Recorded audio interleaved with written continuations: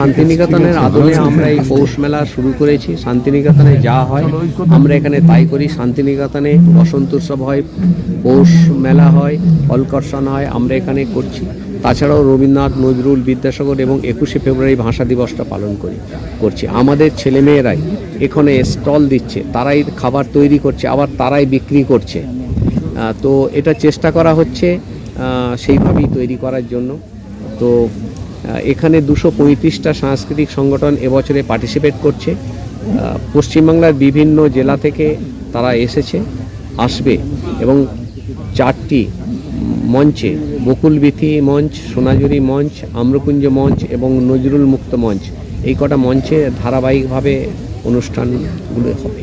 আগামী দিনে আমরা মেডিকেল কলেজ করব, সেই উদ্দেশ্যে আমরা এগিয়ে যাচ্ছি। 460 বেডের হসপিটাল আমাদের চালু হয়ে গেছে।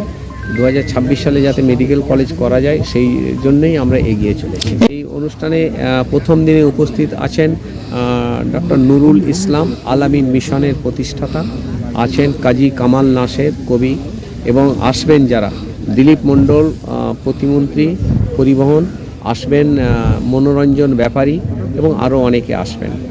আগামী বছর সুন্দরভাবে কাটুক, আমাদের মধ্যে সৌভ্রাতৃত্ব বোধ গড়ে উঠুক, আমাদের পশ্চিমবাংলা তথা সারা ভারতবর্ষে শান্তি বিরাজ করুক, এটাই হচ্ছে আমাদের আকাঙ্ক্ষা, এটাই আমাদের অভিলাষ। গুরুজনদের সম্মান দেওয়া বন্ধ হয় না, গুরুজনদের আমরা সম্মান করি। গুরুজনদের আমাদের সম্মান করতেই হবে, তাদের ভালোবাসতে হবে, তাদের নির্দেশ আমাদের মেনে চলতেই হবে। মোবাইলের জন্য তেমন কোনো অসুবিধা নেই, মোবাইল হয়ে আমাদের সুবিধা হয়েছে। আমাদের যোগাযোগ ব্যবস্থাটা খুবই ভালো হচ্ছে, মোবাইল ব্যবস্থা আমাদের খুবই ভালো, এবং আমরা আজকে মোবাইল দেখেই সব কিছু আমরা করতে পারছি। আমাদের লাইব্রেরি নিয়ে আমাদের ঘুরতে হচ্ছে না, লাইব্রেরিতে যেতে হচ্ছে না, আমরা মোবাইল নিয়েই সঙ্গে সঙ্গে লাইব্রেরির কাজটাও করে নিতে পারছি। থেকে আধুনিক ভালো ব্যবস্থা হতে পারে না, মোবাইল আমাদের সেটাই করছে। পিছিয়ে নয়, পড়াশোনা করতে হবে, মোবাইলও আমাদের দেখাতে হবে, মোবাইলও তাদের পড়াতে হবে, মোবাইলও তাদের শেখাতে হবে, কারণ আধুনিক যুগটা মোবাইল ছাড়া হয় না, আধুনিক যুগকে আমাদের গ্রহণ করতেই হবে।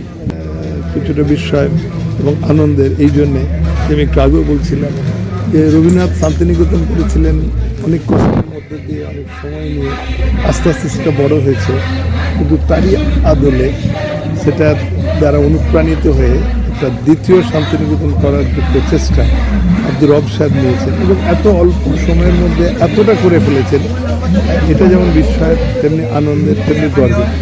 আমি আশা করি যে, আমি বিশ্বাস করি যে পৃথিবীতে সবচেয়ে বড় সম্পদ হচ্ছে মানব সম্পদ, এবং সেটা যদি মানুষের কল্যাণের জন্য যদি সেটা ব্যবহার হয়, কারণ আমরা অনেক সময় মানব সম্পদকে কিন্তু মানুষের ক্ষতির জন্যে, মানুষের নষ্ট করার জন্যও কিন্তু করি।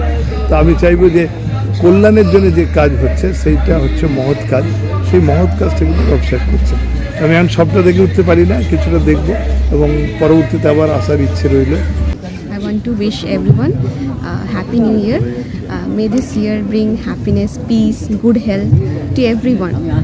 And today we are celebrating 11 Posh Mela, and it is an example like for last 10 years we have been bringing all people together under this hub, and it's connecting people with music, art, and folk music, dance. I think we should pass this heritage and culture to our next generation, which will make them aware of our culture also. And, like that. My name is